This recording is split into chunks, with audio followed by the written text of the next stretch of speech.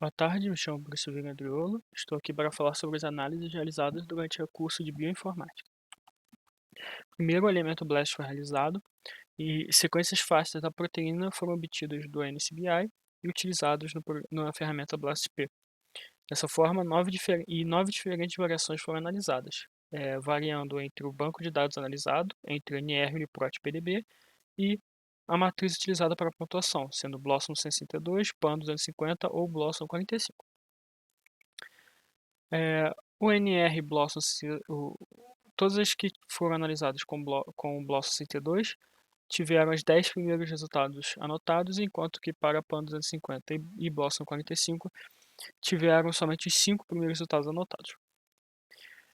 Logo de cara, nota-se que a Blossom 62 pontuou alinhou com maior identidade e similaridade as sequências e uma excelente cobertura, com poucos gaps, enquanto que a PAN 250 não teve, também teve uma boa identidade, similaridade, mas não foi tão boa quanto a cobertura, se comparada com a Blossom 62 e a Blossom 45. No entanto, a diferença entre a Blossom 62 e a Blossom 45 são nas proteínas, né, nas proteínas alinhadas, que houve diferença na ordem das proteínas, né, na pontuação entre elas. Quanto ao Uniprot, já houve uma cobertura inferior ao quando testado com o banco de dados do NR. No entanto, a identidade e similaridade se manteram relativamente boas, com nenhuma presença de gap em nenhuma das três matrizes. E o PDB, ele também alinhou, ele teve um alinhamento, entre aspas, mais fiel, se comparado a Blossom 62 e a Blossom 45, mas a PAN 250 não teve tão bons resultados quanto a Blossom 62. No entanto, nota-se uma certa constante quanto às proteínas presentes aqui no começo, né, como primeiro resultado, como primeiros resultados. Então dá para utilizar elas para começar a se inferir a função da minha sequência FASTA. No caso, essas proteínas elas são proteínas virais, denominadas papaínas-like protease. Então, depois nós fomos realizar a predição funcional baseada na sequência. E as ferramentas utilizadas foram o Uniprot, o GenBank, o Pfam, o Interpro, o Geneotology, o GOGS, String e Cake. O Uniprot, pesquisando com a sequência FASTA, nós teve um retorno de mais 254 mil resultados, sendo as primeiras 82 entradas eram as com estrelinha, né, que são as que foram revisadas ao serem adicionadas no banco de dados e possuem uma maior confiabilidade. E ao tentar avaliar grande parte delas são proteínas virais e replicases de poliproteína, da poliproteína 1A, ou 2,3-metiltransferase. Com isso, nós conseguimos supor a possível ação da minha proteína. Nesse caso, esse print é da função do Uniprot, que mostra em qual região seria o alinhamento da minha sequência FASTA.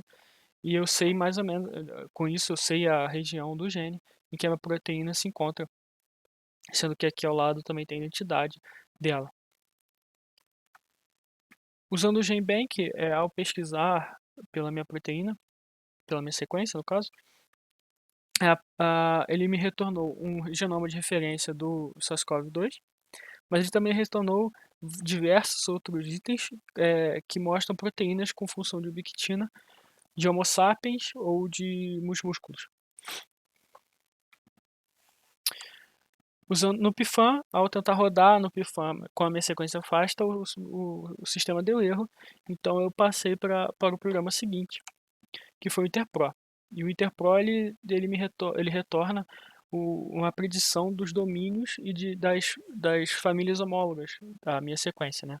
Que ele supõe que sejam homólogas.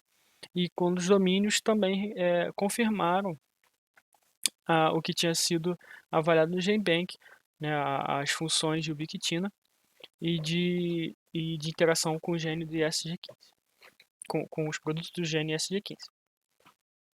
No GeneOntology, o retorno foi também de função de ubiquitina e de interação com os produtos do gene SG15, assim como outros complexos de diversos com diversas definições diferentes e sinônimos diferentes. Agora, o COGS e o string não me retornaram resultado nenhum, então também eu pulei a parte deles. E o KEGG ele me retornou um mapa de interação molecular de entrada do vírus do SARS-CoV-2 a célula hospedeira, mas não me deu não tenho acesso através do KEGG das informações das outras proteínas. Ele só te dá a via metabólica das proteínas da espícula, por exemplo, da proteína da espícula da SARS-CoV-2. Então depois, os programas SCOOP2, SMART, CDD, PSPRED e SignalIP foram utilizados para predizer as funções reais, para tentar predizer as funções da minha sequência, não só baseado em homologia. E no caso, o SignalIP não estava funcionando quando eu tentei rodar, então eu não tenho resultado para ele. O SCOOP2 ele alinhou a minha sequência com o primeiro resultado lá do Uniprot, e ele já indicou onde é que ficaria a minha sequência na imagem 3D da proteína. E o Smart, ele me diz, ele me predisse os domínios que a minha proteína poderia ter e quais estruturas homólogas poderiam tem essas estruturas, e essas estruturas são estruturas com função de ubiquitina e de ligação, de interação com o átomo de íon. Então já posso supor que a minha proteína tem uma região de interação com o átomo de zinco e a função de ubiquitina.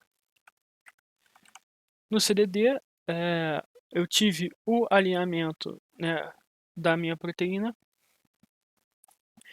e eu posso supor a sua superfamília. Então, no caso, o CDD diz que existe uma grande probabilidade de vir de um beta-coronavírus, uma papaina-like protease de um beta-coronavírus. Então, com isso, eu posso supor a origem da minha sequência FASTA. O BSPRED, então, foi utilizado para tentar predizer as estruturas secundárias da proteína e, assim, tentar avaliar as possíveis interações físico-químicas que a proteína pode realizar. Então depois nós fomos para a etapa de modelagem. Para a modelagem foi utilizado o SysModel e o MoLine, e o Saves e o Cath foram utilizados para validar o meu modelo.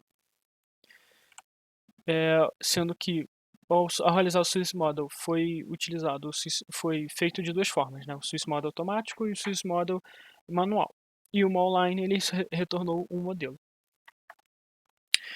Dos modelos, de todos os dados anotados no modelo, né, foi utilizado o ProCheck no Saves e o Verify 3D para validar os modelos. E então o gráfico de Ramachandran foi usado para isso. E de todos os meus modelos, o SysModel, o meu modelo 4, foi escolhido por possuir melhores valores, uma boa quantidade de aminoácidos nas regiões permitidas, e menores quantidades nas regiões menos permitidas e generosamente permitidas, e nas não permitidas não havia nenhum aminoácido, com um maior valor, um dos maiores valores no Verify 3D, de uma boa estrutura, mas a proteína era que possuía entre as outras candidatas, é a que possuía a melhor resolução, uma das melhores resoluções. Então posso julgar e ter confiança que esse modelo foi muito bem criado, já que o molde tinha uma excelente resolução. Aqui está o gráfico Ramachandran dela. onde somente 3 aminoácidos estiveram nas regiões generosamente permitidas, e a grande maioria se encontra nas boas regiões. No Cath, foi utilizado o meu modelo e foi avaliado, na grande maioria dos resultados, a função de papaina-like protease viral, principalmente comparado vindo da SARS-CoV, ou da SARS-CoV-2. Então, com isso, eu posso supor que minha sequência FASTA ela tem a grande probabilidade de possuir a atividade de papaina-like protease de um coronavírus, comparando também com os resultados anteriores. Então, depois nós fizemos um teste Admetox com três IFAs diferentes, o paracetamol, clonazepam e a cloroquina. Nós utilizamos os programas SwissADME e PKCSM, porque eles serão utilizados posteriormente nos testes de predição de interações moleculares, para ver se eles interagem com a minha proteína. Então, no SwissADME foi avaliado se havia penetração da barreira hematocefálica, se eles eram PGP positivo, se eles eram inibidores de qualquer CYPs, se eles eram absorvidos pelo sistema gastrointestinal, peso molecular, a área topológica, consensus log, ESOL. Aí no PKCSM foram avaliados AMIs, a dose média, a dose máxima tolerada e a hepatotoxicidade. E no caso, eles seriam re-ranqueados de acordo com essas informações, mas no caso o rank deles ficou esse, sendo o paracetamol o melhor candidato, por não ser hepatotóxico, não ser carcinogênico, ser bastante solúvel em água, ter uma alta absorção gastrointestinal, embora ele atravesse a barreira hematoencefálica. Em comparação com a cloroquina, ela é carcinogênica, ela é hepatotóxica, não é muito solúvel e tem o peso molecular alto e também atravessa a barreira hematocefálica, além de ser substrato de CYPs. Agora, as predições de interações moleculares seriam primariamente realizadas com o molde do meu modelo. Então, eu fui adquirir o molde do meu modelo no RCSB-PDB. Ela tinha o código 77RZC e é uma papaina-like protease SARS-CoV-2. O arquivo foi adquirido em PDB e ele tinha mais ou menos essa aparência com 3 cadeias. No entanto, na literatura, a papaina-like protease SARS-CoV-2 é monômero. Então, para isso eu tinha que retirar as outras cadeias porque elas eram outras papaina-like proteases interagindo em conjunto. Isso ocorreu durante a cristalização, a resolução experimental. Então, para saber qual das cadeias seria melhor retirar do arquivo, eu abri o arquivo em formato TXT e avaliei aqui os missing residues. E eu vi que a cadeia C possuía maior quantidade de resíduos de aminoácidos faltantes. Então, essa foi a cadeia retirada. E depois eu tinha que decidir entre a A e a B. Sim, a cadeia C também possuía átomos faltantes. Então, ela foi retirada. A cadeia A ou B tinha a mesma quantidade de aminoácidos, os mesmos aminoácidos faltantes. Então, no caso, eu acabei decidindo tirar a B por conveniência, para ficar com a cadeia A. Restando, então, essa cadeia aqui. Ela é uma molécula, a proteína está com várias moléculas pequenas, como água, e átomos, como de zinco, e um inibidor interagindo com essa região aqui. Então, utilizando a ferramenta PDB-QPQR, o pH foi decidido para 7.4, que seria o pH fisiológico, onde, segundo o KEGG, as proteínas da SARS-CoV-2 ficam dentro da célula, que tem esse pH. As opções de campo de força foi o EMBER, que é o mesmo utilizado pelo Vina, e dessa forma o arquivo foi gerado em PQR com pH 7.4. A proteína estava protonada em pH 7.4. Então faltava definir para as predições de interações moleculares, faltava definir a caixa onde seria realizado as simulações. Para isso, novamente o arquivo PDB original foi aberto em formato TXT e as coordenadas dos átomos do ligante foram determinados. E com isso, dessa forma, o ligante estaria centralizado na caixa, tendo uma boa margem de todas as beiradas, e a região de interação também teria uma boa margem das beiradas.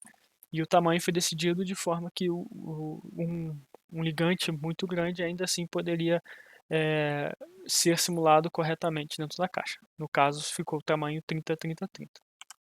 Muito obrigado.